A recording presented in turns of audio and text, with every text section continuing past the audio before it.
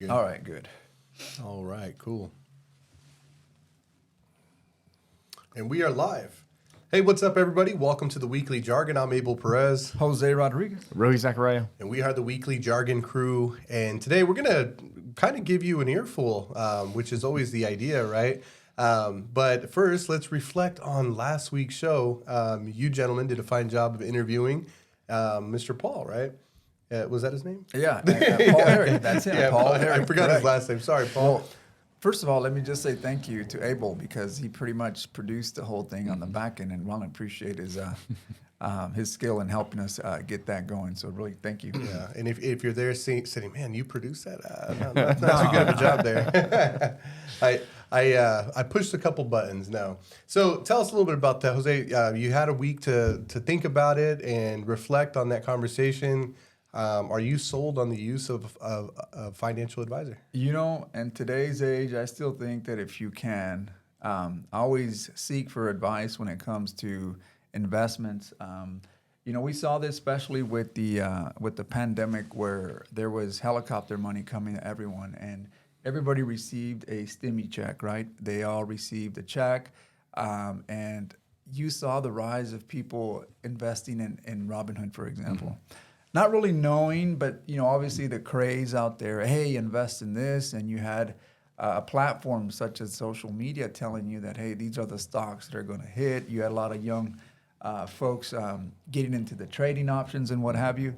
So I did see a rise in people investing their money in Robinhood, just to kind of find out that the majority of them had losses. And how do I know that? Well, as a tax preparer, I get to see. Some of their 1099s that they receive for the capital gain losses and what have you. And sure enough, you know, I saw a lot of this in 2021 and some leaked over to 2022. But typically you saw that on their 2021 returns and 2020, right? Because they all had this money. But see, that's what and I think if people really wanted to make an investment, it's good to seek for advice, especially professionally, that can help you. Because a lot of times we think that maybe the GameStop may be the one that's going to make me rich. But frankly, if you look at the wealth that's generated, it's not done overnight. You do have those one-offs where you may see someone make it big with and Bitcoin was one of those, right? We saw how people invested in these. But for the most part, people that invest wisely in stocks that actually have a meaningful purpose and a good balance sheet, you'll see them perform over the long run. And that's kind of, to my point, is I think that if you're looking to invest, I think it's good to provide, have someone help you with that. And not only in the investment side, the trust, which is super important, we touched on that too, and life insurance or any term insurance that may be able to put your family in a better place. Yeah, that's a great point, Jose. I like what you said about, you know, kind of this next generation investing, right? Robinhood, we saw that blow up. And I feel like, so growing up, I didn't know at all what a stockbroker was or a financial advisor, anything like that. I didn't know those jobs that existed.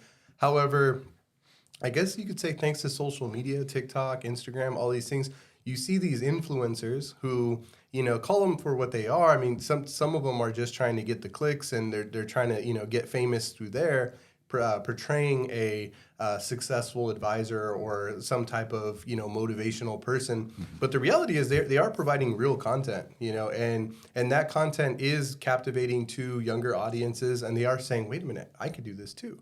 You know, how much do I need? I only need $100, and Robinhood will match me $50 or whatever for my first trade, and you know, all these incentives. And so the ability to be able to do things like invest money, or the concept of investing money, I feel is a lot more accessible. The information is being pushed out there. And so we're seeing this like rise in like, okay, you got to invest your money, right? It's not a secret anymore. You know, where the world is so small thanks to, you know, this digitalized world that, you know, you can be in a area that is surrounded by people that have no idea what's going on, but you have access to the outside world and you're learning and you're building from that. No, it's true. And I think it's like what Paul was kind of talking about too, is that there shouldn't be a mindset to say that I have to have so much money before I need somebody like him or, you know, an advisor or to buy stocks. And I think that's that's what I've seen definitely change the last couple of years. Like you said, is the average person talking about, oh, I bought this stock, oh, I got this thing kind of going on. You're looking at them, you're like, really, you bought stocks? Like, but it's just people trying to take finances into it's to some degree in their own hands, but realizing like it's not just about having a job anymore. Yeah. You got to have this plan to grow your money. So. Yeah. And to touch on what you said, I mean, I think you brought up a good point. Is that the younger generation now has the ability to trade in the palm of their hands. Whereas before, you had to utilize a stockbroker or someone, a financial advisor that had access, license to be able to invest for you. But the fact that you can do that now on the palm of your hand, I think motivates a lot of young people. And like you said, a lot of influencers. Some are out there, like you said, getting the clicks, and then the others are out there pushing the content. I think a lot of the content that's out there, it's very educational, informative, but you really have to do your homework to really understand. A lot of these stocks and platforms already have like these algorithms that they're pretty much investing for you, and they're doing a lot of it for you. And unless you pay to play, you're going to be on the losing end, like the majority of folks that invested, especially with Robinhood or whatever platform they're using. If you're not really paying attention to that and you want to call yourself a day trader, think again. You really have to know what you're doing out there and make this your full-time career. But again, going back to the advice, I think it's a valuable resource to have someone to guide you, not necessarily for the investment part, but all the other stuff that we talked about, life insurance and trust and what have you, estate planning. Yeah. But it was good. I'm glad we had it, and I hope that we can continue to bring content that's meaningful to our viewers. Yeah, for sure. I think when you talk to a financial advisor like Paul, right, they kind of hit you with the reality of investing money, and then you're kind of like, what? I can't get rich in a month, what? I can't make a quick trade and turn my $50 into $1,000. And that's part of that, hey, be careful what you're listening to, because a lot of that is click. And the human race, we've been very gullible all the way since, caveman times, right?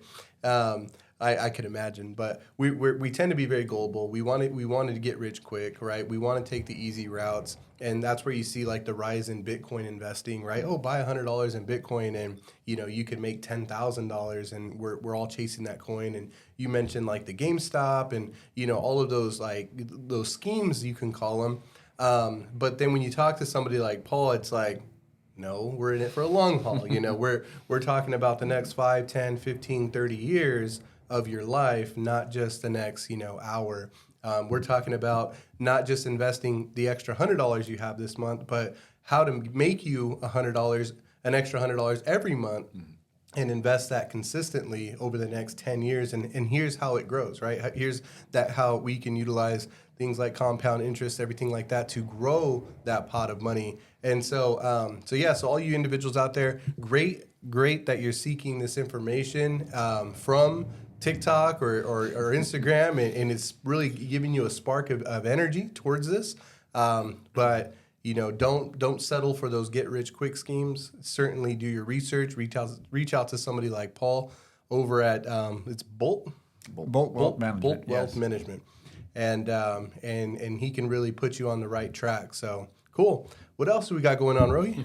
Well, I will say this here, Abel, I know, and not that I want to continue to push this any further, but I think everybody wants to jump on that bandwagon of trying to get rich, like you said, and it's hard not to when you see the wealth gap that's becoming just larger and larger, right? So I think young folks see it like, well, I can work for 40 years, or I can try to do something here and try to get my way.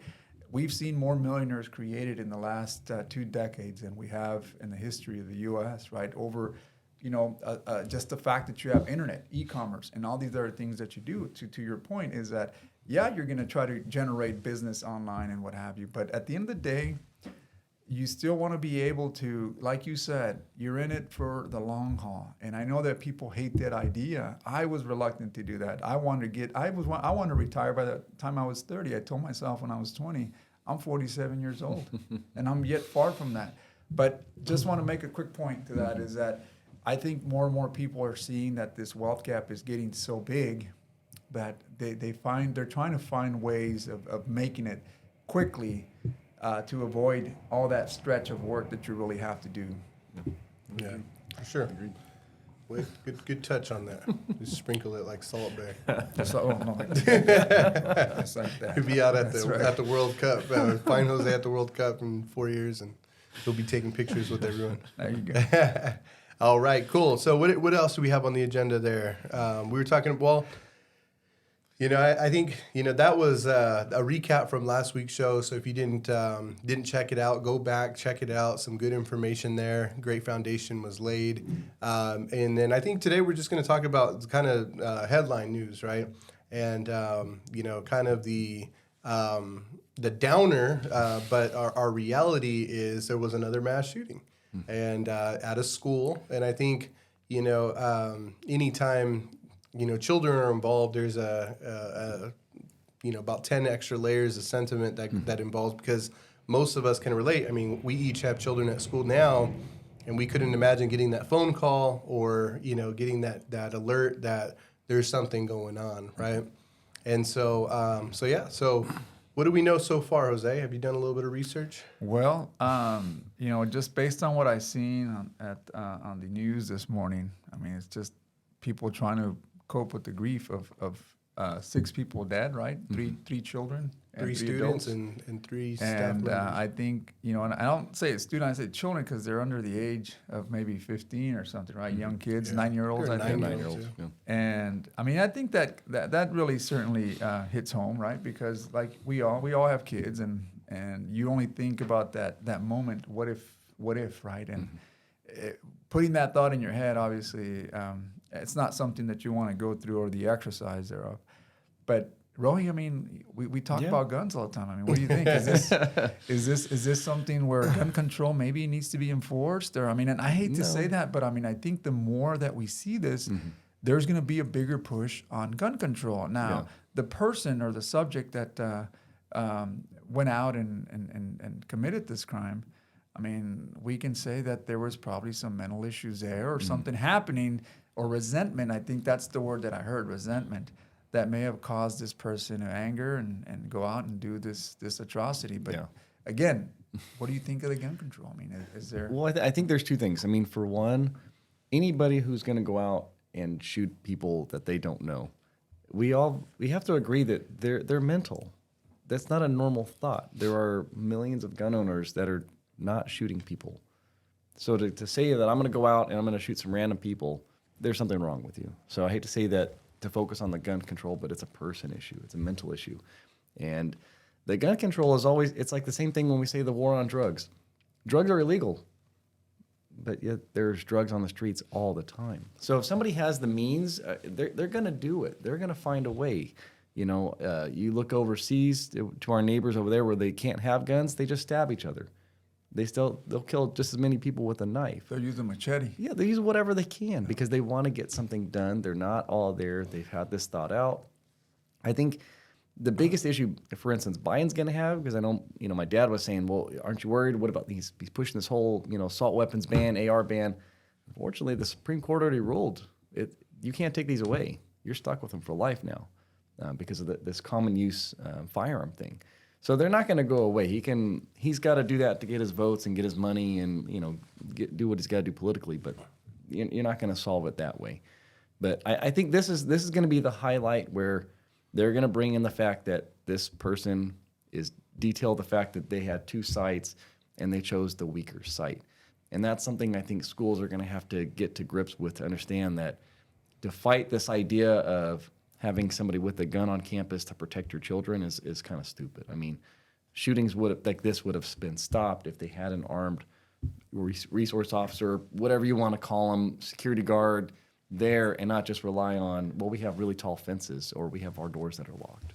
So. It's funny you say that because the cameras did see the gentleman, whoever had the gun that was there. So you identified that there was a gun already on campus based on the cameras.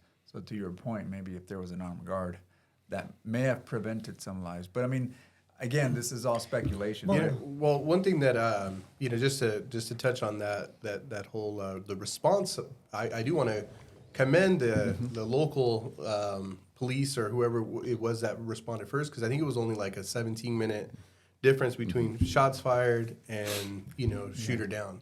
And, you know, obviously a lot better than what we saw over in Texas, right? And I think that's kind of a testament that a lot of agencies, police agencies, are starting to get better and realizing that you can't wait. You know, you can't, you know, barricade the person inside and let them with all these hostages. You have to storm and react immediately. And I think they did a great job of that.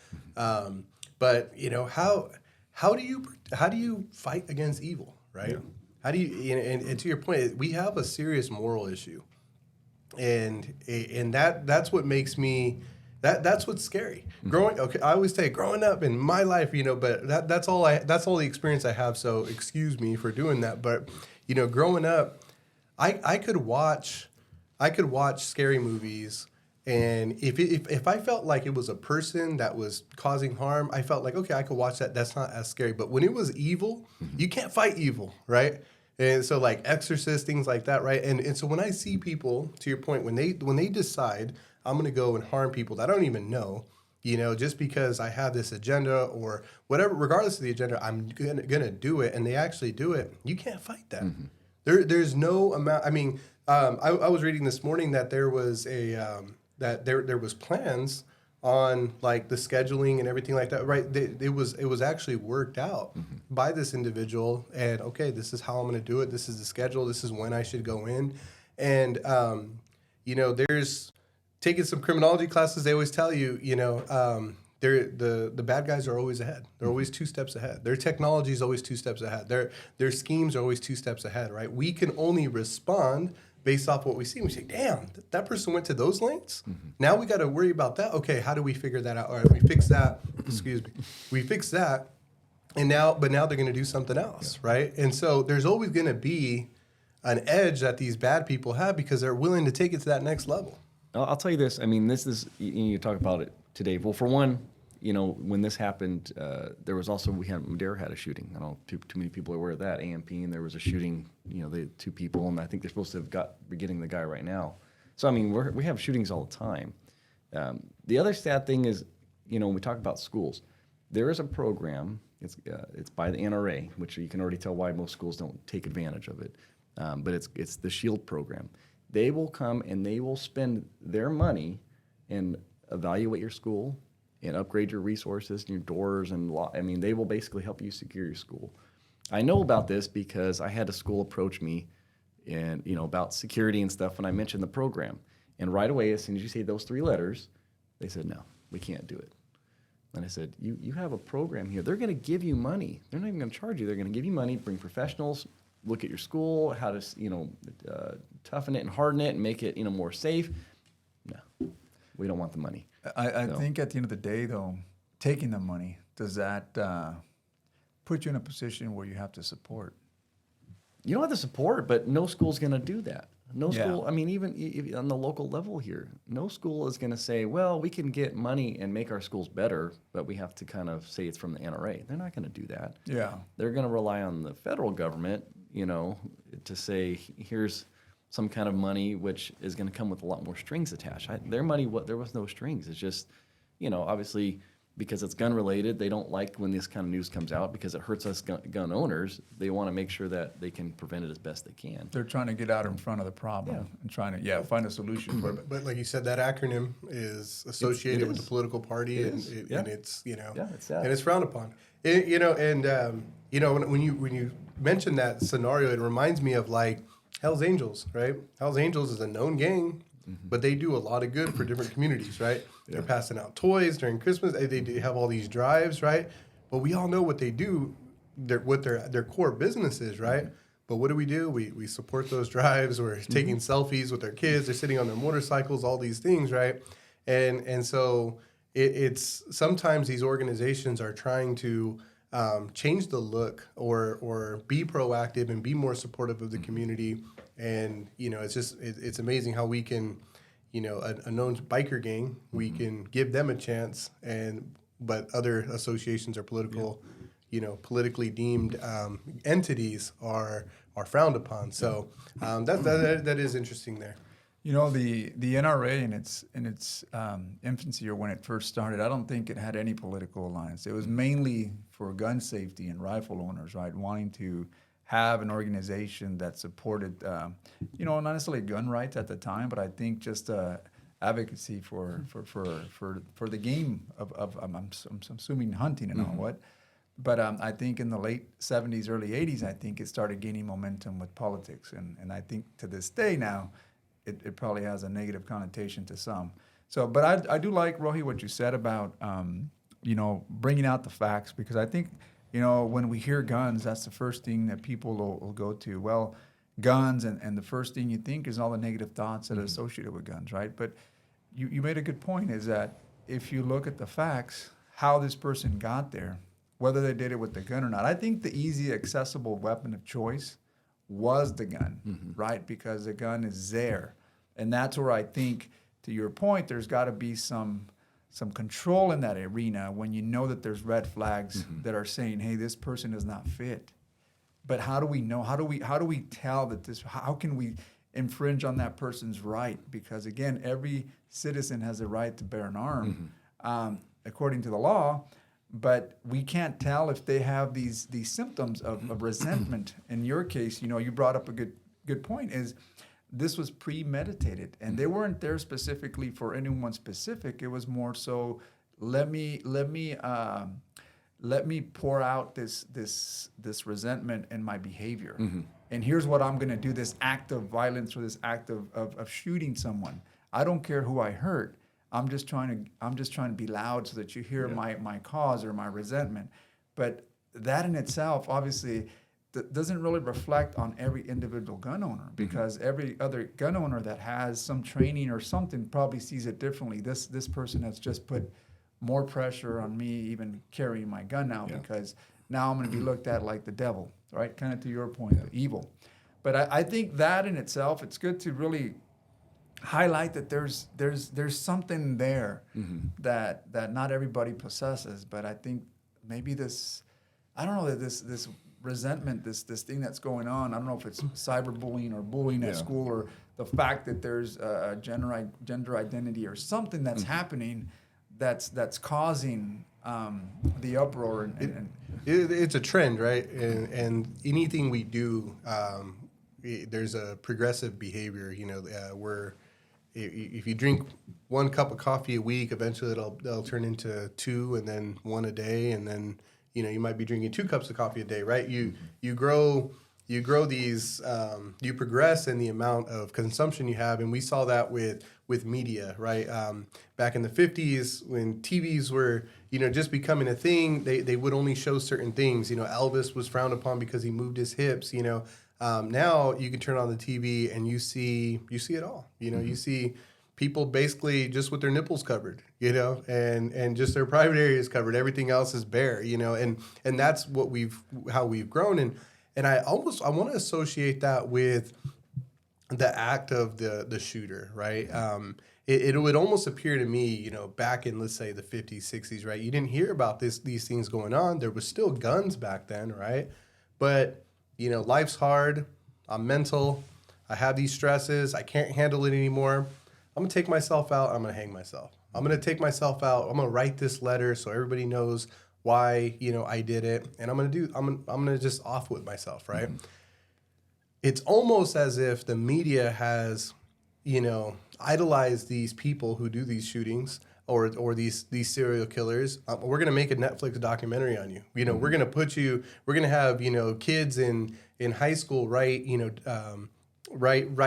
essays about you, and all this stuff, and we become fascinated with why people are doing these things, right? You take the shooting in Nashville, and you say, or you take this individual in Nashville, and you say, man, I want to tell my story. I want the whole world to know that I had problems. I want the whole world to know that I was mad. And I resented this, and if I'm gonna kill myself, I'm gonna take people out with me because I want my story blasted out there, right? And so that's where my frustration lies with the situation post shooting is stop talking about the person, stop talking about the shooter.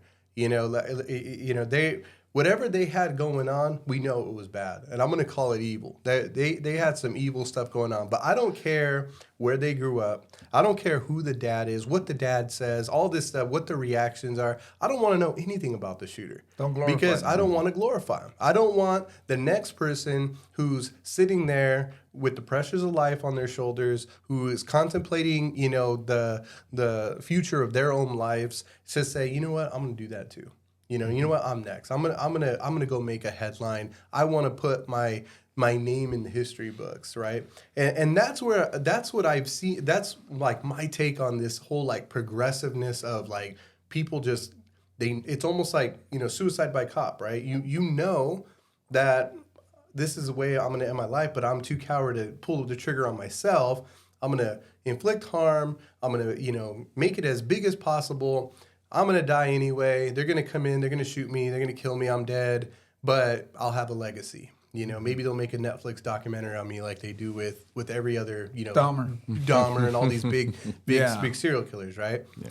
And by the way, Dahmer's dad, after that, said, what are you guys doing? Don't glorify this guy. Yeah. Now you got people dressing up as him for Halloween. You got people, that stuff right there is... We need to nip that in the butt right there and stop it, really. So again, I don't want to know about them. Tell me about the victims. Let's honor them. Let's try to make the recovery process for the families a little bit easier. But gosh, it's crazy. I totally agree, because now you're starting to see a lot of these challenges come up, and this is the one thing I hate. I mean, I appreciate challenges that are positive, but I mean, there's challenges or pass out challenges, for example. Like what the hell is that? I mean, think about it. Young kids, they want attention. I mean, it's like we are crying for attention. And with these social media outlets, this is a way to do it if you're not getting it elsewhere. So maybe an isolated individual, maybe problems, maybe mental, I don't know, resentment. This is the way I can get my story out, right? Or like you said, but challenges, I mean, come on. I mean, that inflict pain. I mean, there's a tolerance for that. I mean, come on. I mean, I don't know. Maybe I grew up in a different era. Again, I was Generation X, right? Different era. Yeah, I understand. Millennials, Generation Z. I don't know what the next one is, but Jiminy Christmas. I mean, like you said, we do have to nip this in the bud, and I think we have to go back to, and I'm not saying revert back to things, but maybe we got to start looking at how social media really impacts our human behavior, right? What exactly are we not getting in the real life that we're probably getting out here that's making us cause these certain behaviors? Well, you see that though. I mean, that's like with the push of like these like the metaverse and these like people going into these like alternate like places. The first things they start having problems with is people misbehaving in there and doing inappropriate things because they feel like I can kind of do whatever I want. And I think that's what you kind of have the spillover here is people get into that idea of this is my reality and I can do whatever I want. And the thing is, and this is why, I mean, I get frustrated on the gun side of it. You guys keep saying the word gun. This person has mental issues. None of us in this room, you can pull probably 100 people are not going, let me go see about shooting people. Let me go see about killing kids. We're not doing that. And that's the biggest thing. You go back to these incidences, whether it be with a gun or a knife or whatever they wanted to use. These people are mental. They're not probably mental. They are mental. The majority of your mass shooters have, again, those red flag laws kicking in where they had mental issues. They went to a psychiatric hospital. They went to seek help for all these different things, and they were prohibited from buying guns. But they still bought them because your system is broken. It's not because of the gun. So and that's the thing. How do you catch these things? They know how to catch them. I know that's that conspiracy tinfoil hat we always put on when we start talking like that, but they know how to spot that activity. Do you think through their social media outlets, what they're posting, what they're looking at, searching. what they're doing. They had a story back a few years back where they had arrested an individual because they were monitoring their credit card purchases. Obviously, they were putting some content online, saying certain things, but they didn't step in until they started buying certain things like nails and pipes and things to make bombs. They didn't make the items, but the federal government was watching them enough to say, hey, they're making these posts. hey, they're starting to buy these items, and they stepped in and they basically arrested them. So we can do that, but you're telling me we can't stop this? Of course you could have. Yeah. You know, and did they want to stop it? Yeah. Look at who's in charge. Do they want to Well, stop it, or again, do they that- want to let it go? So- That could be like another conspiracy, right? but I mean, obviously, I see that because you're right. There is technology to at least profile or have these profiles of people based on their searches, their purchases, and what have you, and kind of gives you a general idea, or at least a probability of what this person is capable of doing with all these. I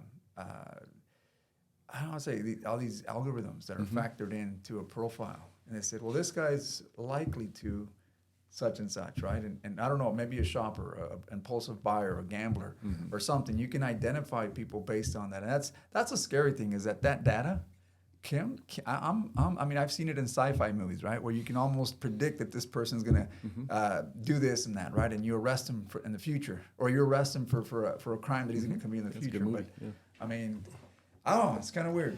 But, Well, that's where you get into, or your social profiling and you're doing all these things, just you're making assumptions and, but I think there are correlations between somebody who's making those posts, making those purchases and, frustrated. And that should be, that should be looked at or, there's algorithms for everything. And I'm sure there could be an algorithm created for somebody who's at risk of doing something. And I guess I used to say that I wouldn't mind a camera on every corner, because I don't plan to do anything bad, and so put a camera on every corner. I don't care. That'll actually protect me, so you could rule me out, right?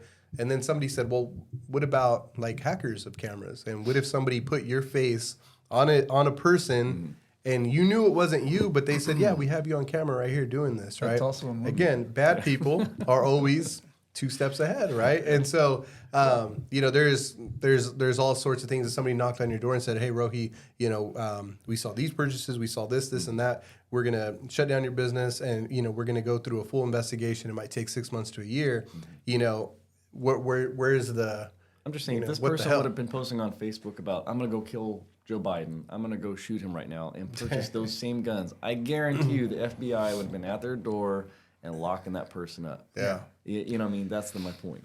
I think from like a religious standpoint, there's free will, right? We're all given free will to do whatever we want at any given moment, and that's where that kind of makes it hard because who knows? Was there posts? I don't know if there was like a suicide post or post that could be associated with doing playing that out, but at any given moment, I'm sure Rohi has a gun on him right now. He can just decide, you know what? I'm done. Boom, boom, boom, and me and Jose are gone. And Unless you guys have guns too. And well, I'm not going to draw faster than you because I'm totally like not prepared for that at all. I'm just here lax. And so, and then you can go down the street and you can raise terror, and then eventually you'll get stopped. And then, but we can't say, well, there should have been a barrier between all three of them just in case, and there should have been a security guard standing at the door, and they would have protected them. Sometimes. Most of the time, you're not going to be able to prevent, six people who died. I mean, that compared to what we've seen in the past, that's almost like, okay, well, at least we, didn't have more than that. It was mitigated a little bit. The response time was fast, but you can't possibly have a guard armed on every single corner and, prevent every situation or every person who's either not God-fearing, mentally ill, or just simply, done with life. You're not going to be able to prevent them from doing something if they make that conscious decision to do it. And history will tell us it could be anybody. We do have these, people that fit the profile, and we say, oh man, it's another person that fits that profile that did this shooting. But to your point, individuals are getting shot every single day, every single probably hour, and those are one-on-one isolated incidents. And again, those are, how do you stop that? You can't. Like I said, and that's my point is, if there would have been only 2 kids or 2 people shot, it would never made the news because it doesn't fit the enough numbers for mass shooting. Just the same way, like I told you, we had a shooting not even 2 miles from here. It's not on CNN. It's not going to be on Fox because it was gang members and they're shooting each other. And it was like kind of a big deal, you know. That's kind of part of the problem too, you know, is just that they're cherry picking what they want. The scary part for us, I'll be honest, is the fact that they're trying to make this now, okay, yeah, there was the shooter, he did his thing. Now they're going to go back and they're going to say, okay, the gun shop, why'd you sell him this gun? Well, how are we supposed to know what they're going to do? Okay, they have the right to sue you. You're going to be out of business. What? All right, let's go to the manufacturer of that weapon. Okay, the family has a right to sue you out of business. What? We didn't like. That's the kind of things that again on my end for the business gets kind of scary. It's like, you know, it doesn't happen on anything else. I can't sell you a car and you wreck it and you go sue the dealership you bought it from and the place that made the car. It doesn't happen that way. But in the gun world, it's all about who we can sue and who we can take out of business. You know. Yeah, and you know, as I see all this thing here, you know, I try to see it from maybe a 1,000 feet up, right? Like what's taking place. But the way I look at it as, you know, the problem that I think people try to identify is within our society, right? You have millions of people within our society. You have poverty at the center of it. You have mental health issues at the center of it. And you add all these things together and something's got to come up. I mean, I think out of this amount of population, these incidents are bound to happen. And that's statistically, right? I mean, they're not comfortable with their lives. Something's not happening. No resources here. I'm starting to feel very depressed. I'm starting to get these mental health issues. And essentially, it leads to certain behaviors. And that in itself, I mean, you look at that and you try to tackle that by adding money. Well, we got to do it in this approach. And it's adding money to a problem that may create a different problem. So you add policies to try to help create this, right? Try to lift up people so that they're not having these particular issues. But in doing so, there's another problem that's brewing up in here. And it could be, you know, I always bring it back to the social behavior. What causes these issues? What's the root of the problem of why these issues are happening? I don't think anyone, I mean, throughout the numbers that we have here in the population, there's going to be folks that are just born with some deficiency or something that's going to already from the get-go put them at a disadvantage mentally, right?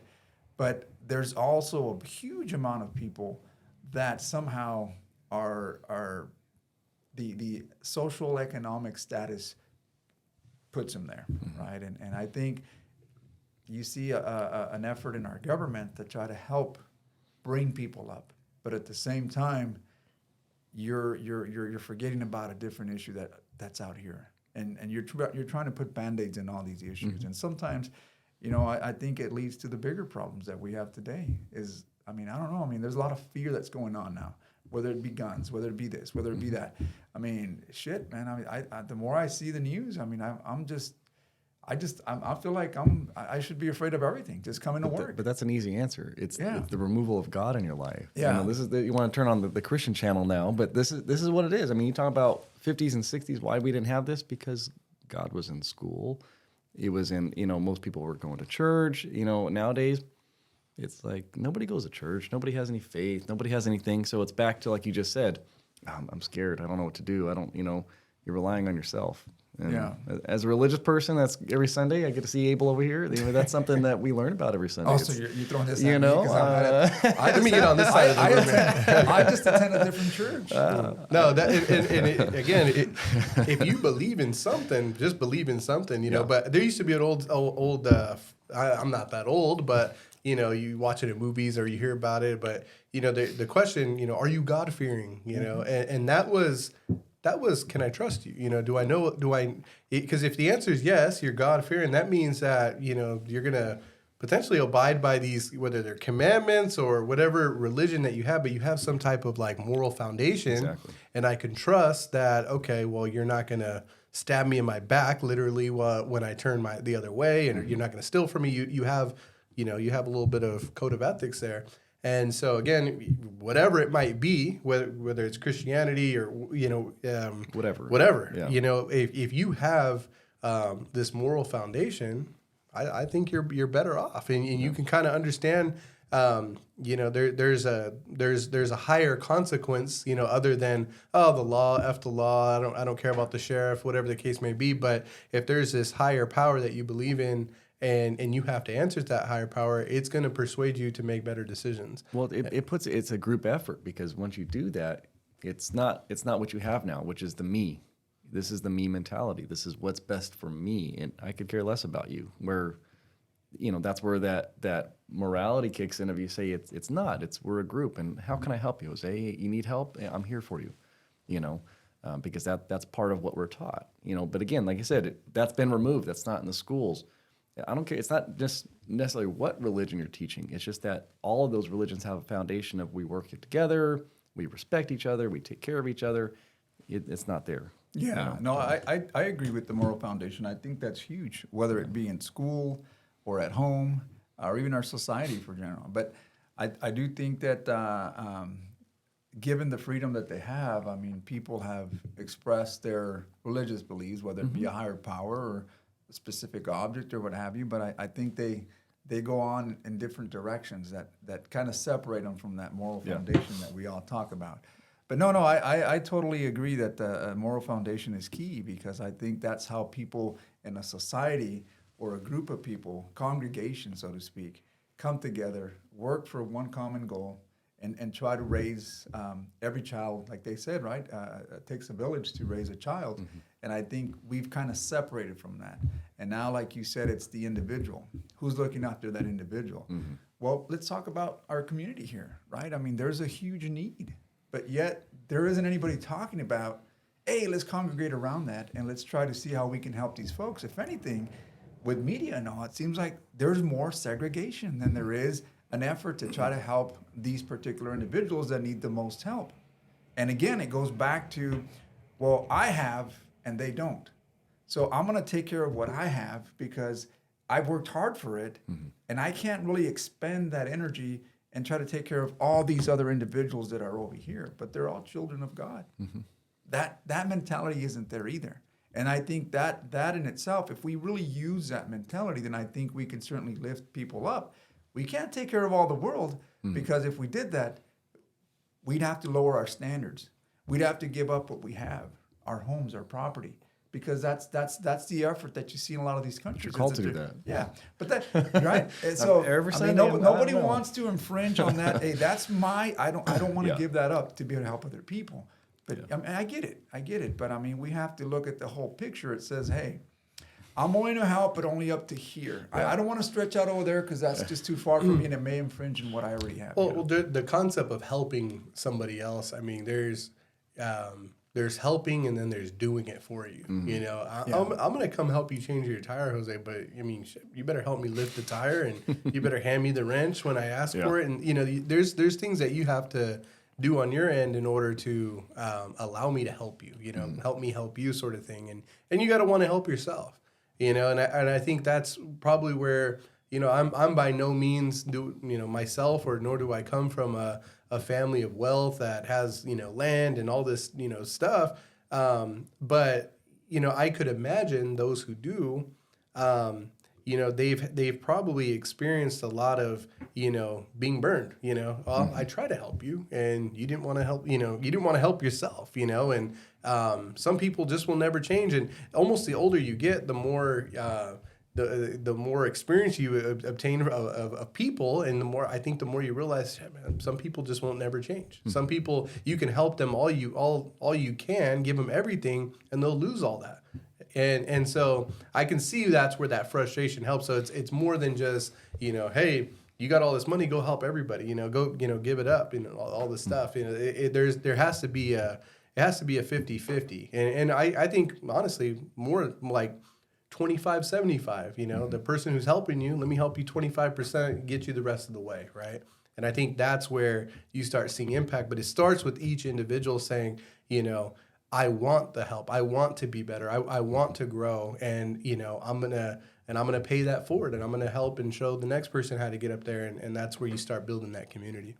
I mean, my closing with this, you know, where do you see us going? I think, you know, if you see the trend of like these new things like OnlyFans, you know, promoting the fact that you're a woman and you can go start making all this money, just exploit yourself, and it's surprising that people are excited by that. Like I see the articles will pop up like this. They're I quit my job because I'm making like 100,000 or whatever a year now or more, but you sold yourself. And where do you think that's going to lead you in a relationship? You're not going to have no one's going to want to be And I see that it's probably not now, but it's probably a couple years down the road that we're going to start seeing the psychological fallout of that, of women realizing they just exploited themselves for money. And again, like we had the episode, they can go back and watch. Money doesn't always bring you happiness.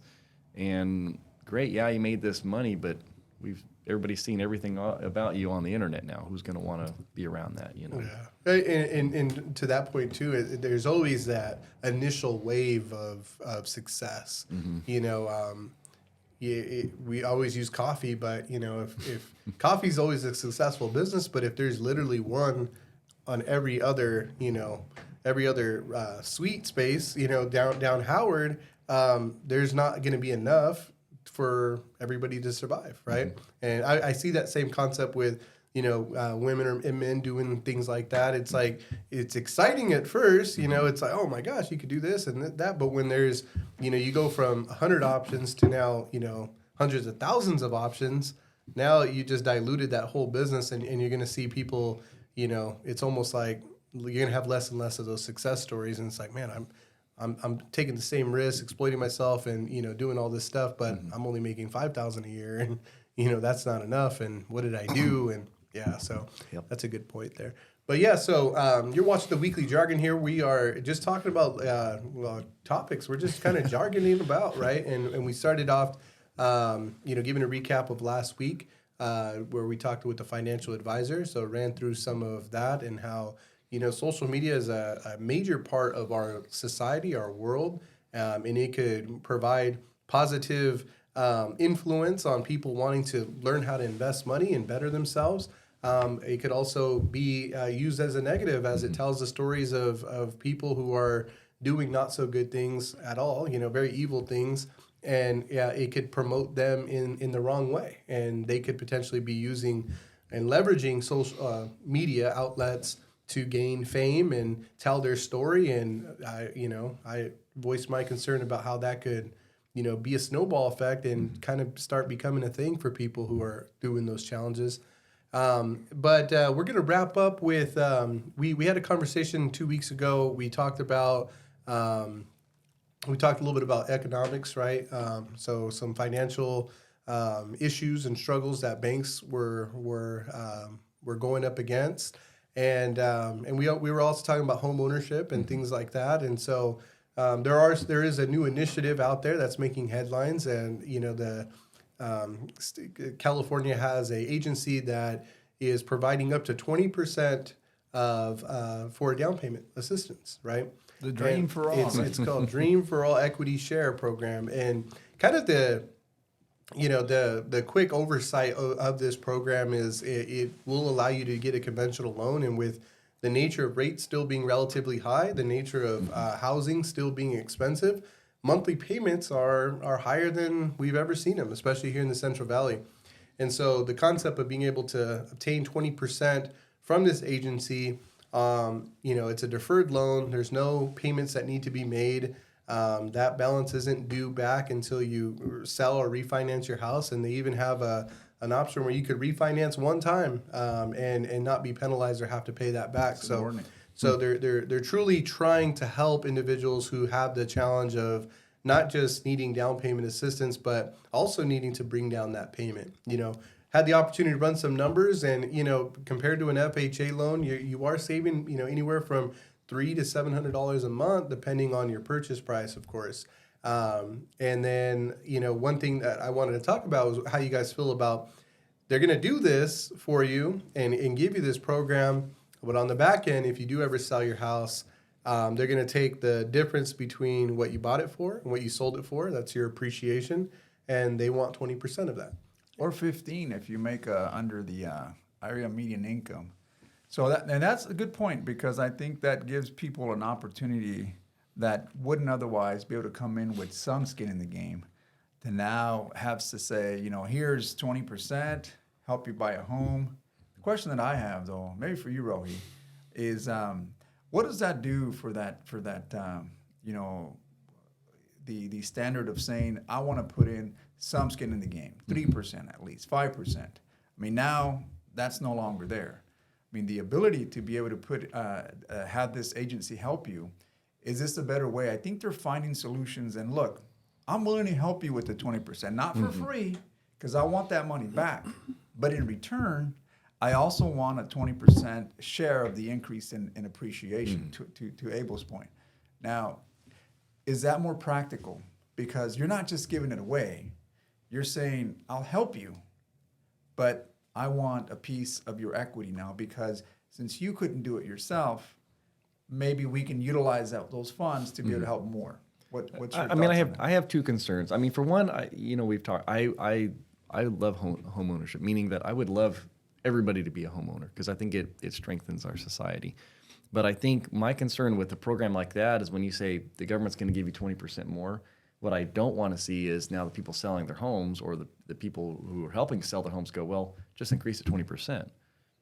And then you go into the people and say, well, don't worry about it because the government's giving you that money. You know? So you think there may be some manipulation? I think there's going to be some manipulation. Yeah, definitely. And then again, obviously the concern is getting people in there that shouldn't be in there, meaning that just helping people be a homeowner to be a homeowner, knowing that, 3, 4, 5 years down the road, it kind of sounds like, from hearing, I mean, I don't know the whole program, but like you're locked into that. If you sell, we're going to start taking money from you. But if you hold on to it, now you won't have to give us that money until you actually sell. So I mean, I guess I'm trying to see like if the way I hear it right now, it sounds great if I'm a first time buyer, I'm trying to get into the home, but then when you start saying, well, as soon as you sell, you're going to have to give us that money back. Well, then I can't sell now. A portion of the money back. Well, you get the original down payment, but a portion of the appreciation and value. So if you gain $100,000, then that would be. I love when you say gained. What about when I lose $100,000? Well, I mean, obviously, then what happens? Then there's no equity, right? So you can't. So the government's not going to take money from me? You can't take any money once you sell it. Whatever they can. Is that how it's written, though? Well, here's the thing. And any time you have a first lien, which is your first lender, they'll always be first, right? And then whatever second is there will take whatever's left over. California is a non-recourse state. So if they foreclose for whatever reason because homes went down, then that DPA or that down payment assistance would be lucked out and trying to recover that money because they couldn't get it with that sale that they did, right? But I mean, we're being hopeful and optimistic that in the way the trend has shown is that appreciation in home values have always gone up.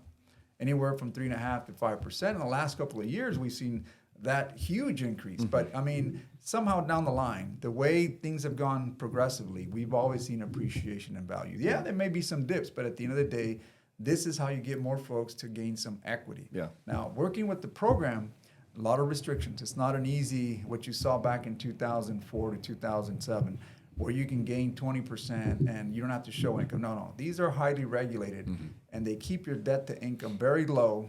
You take homeowner. See, that's the thing that I think anybody that's first-time buyer, regardless of the program that you're getting, you should always be encouraged to take a home ownership class because I think it really puts an emphasis on what the responsibilities are when you're trying to buy a home. And too many of the times, people just say, well, I want to buy a home, and not knowing what they're getting into. And Abel and I have experienced this. People come in, they bring in their income, and it's just financing 30 years of a mortgage, not understanding the responsibility that goes behind not only property taxes, homeowner insurance, mortgage, and just the upkeep, homeownership pride, for example, right? I mean, there's a lot of stuff that goes on that people don't go through. They skip that process.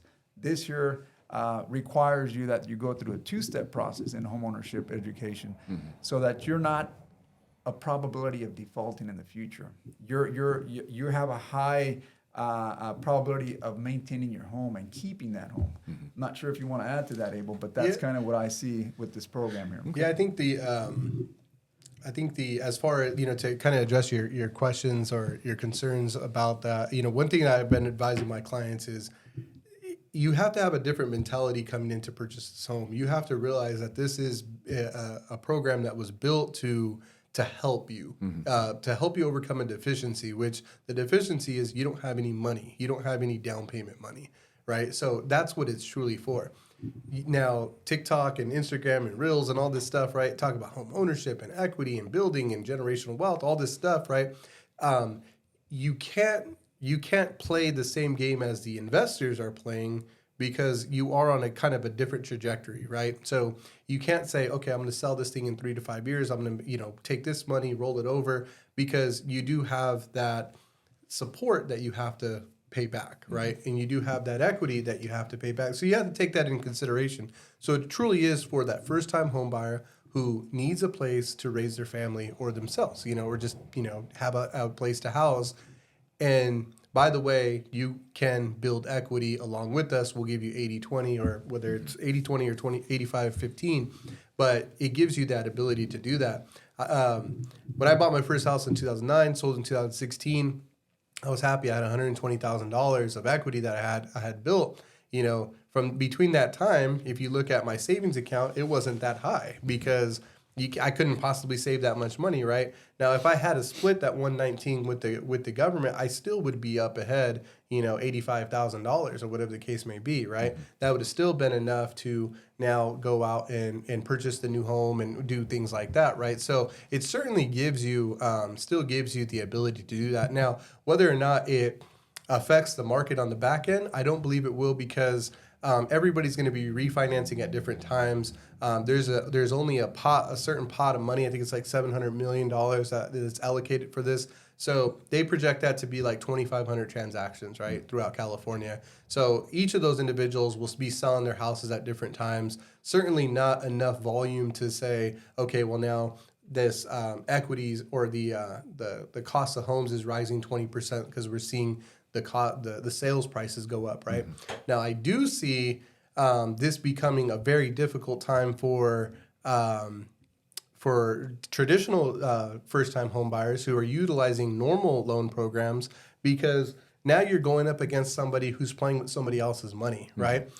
What are they asking? 400? Yeah, just offer 415. Because I have $160,000 that I'm getting from this grant, and who cares if the house appraises? I'll roll with it. I'm good with that, right? They're eager to go with it. It's a conventional loan, 20% down. In the eyes of a selling or listing agent who's receiving those offers, they're always going to communicate to their people that, man, this is a good offer.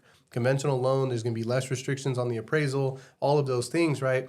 And so I can see that being kind of an issue for other buyers, right? So when you're in competition with people, just realize, or when you're submitting offers, just realize that that's certainly going to make it more difficult for yours to get accepted if you're coming in with, let's say, a FHA loan or something, right? So I can see those issues early on, but you just have to take it for what it is. It's a down payment assistance program, helps people who have good income, who have great credit, and because you do have to have decent credit, at least a 660 or 680, depending on your income level, which I would say is considered above average. Yeah. And yeah. One of the things that I look at is, if you go back to history, back when the Great Depression happened, programs like this came about. Nobody talks about these, but FHA, for example, that gave rise in the 1930s, right? I mean, prior to that, nobody could really afford 20% down. It was hard to get on home ownership. So what did FHA do? 3.5% down. Government helps you. Does that sound familiar? Well, isn't it different? Back then it was disproportionate because the majority of people that were receiving that loan were mainly white America, right? Not to say that I'm bringing any type of race card here, but that was truly how a lot of generational wealth really acquired in America. Yeah. Now, this is a more for all, especially it's more of an income. It's not so much an ethnic group or anything specifically, but it's helping those people that can't find a way to grab or get a home. And the idea or the concept is no different of what the concept was back then. It's just now trying to lift people up and trying to get that American dream of owning homeowners, right? Being a homeowner, and I think that's the concept behind this. But I like the idea because you're not really saying, well, just give me. There's okay, I'm going to give you. This incentive is for you to stay there, appreciate and value. And if you do decide to move, because people on average, they move about 7 times throughout their life. They may sell that, and that appreciates in value. They get that equity, and they can use that for a different purchase. But at the same time, the government or the agency that created this now gains 20 to 15% that they can use and put that back into someone else that may be in need. All right. Good program. Reach out to Jose Rodriguez if you have any questions or would like to qualify for that program. Or Abel. And you can always reach out to Rohi. Rohi, Oh, yeah. Rohi knows a lot. Believe me, he's the unlicensed loan officer, but he knows everything. Well, gentlemen, that pretty much wraps up today's. I promised the viewers a earful, and I think we lived up to that promise there. But great content, great conversations, guys. I think that if we learned anything today, it's there's a lot of work to do in this world. And Yes, we do. There is quite a bit. And so roll up your sleeves and get to work. Yeah. This is the Weekly Jargon. Thank you for watching.